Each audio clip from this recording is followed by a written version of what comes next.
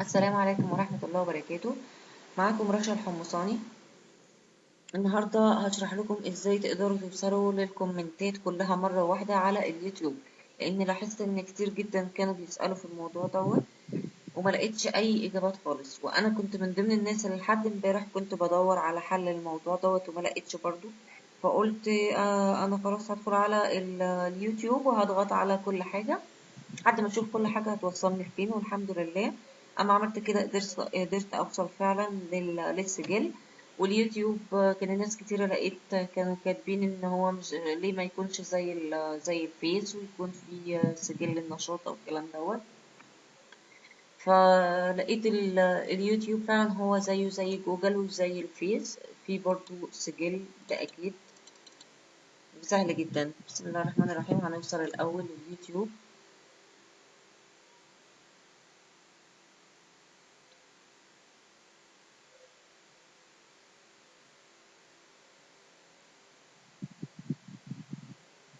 معلش هو النت بطيء جدا قوي النهارده، بس هو دايما بيجي للأواخر كده وبيرخم. لو ما لقيتوش القايمة دي هتدوسوا على العلامة دي، الثلاث شرطات دول اللي موجودة جنب اليوتيوب. تمام، هي اللي بتخفيها وهي اللي بتظهرها. اهي شايفها.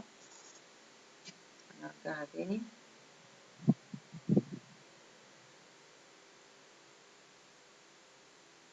اوكي، هنوصل لسجل المشاهدة.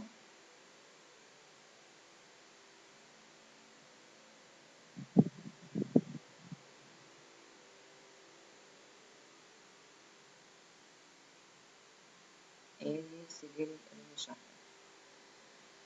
أول حاجة السجل ده فيه كل الفيديوهات اللي انت دخلت عليها اللي شفتها كلها.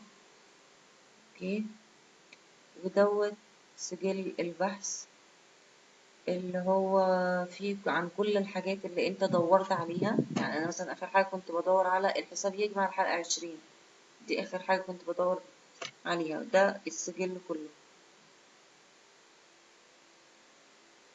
اهي انا بص من ضمن برضو الحاجات اللي كنت بدور عليها مكتوب تعليقاتي في اليوتيوب وكيفية الوصول الى تعليقاتك على اليوتيوب والتعليقات المنشورة. كنت بحاول ادور في كل حاجة ما بلاقيش وبغير العنوان يمكن اوصل لفيديو يوضح لي الامور دي، بس ما لقيتش خالص.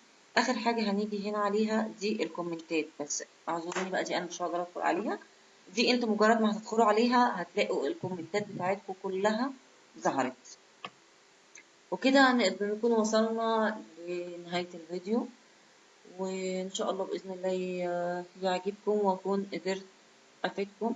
ولو فدتكم حاجه والفيديو عجبكم يا ريت مش تنسوني لو سمحتوا بالسبسكرايب واللايك. السلام عليكم ورحمة الله وبركاته.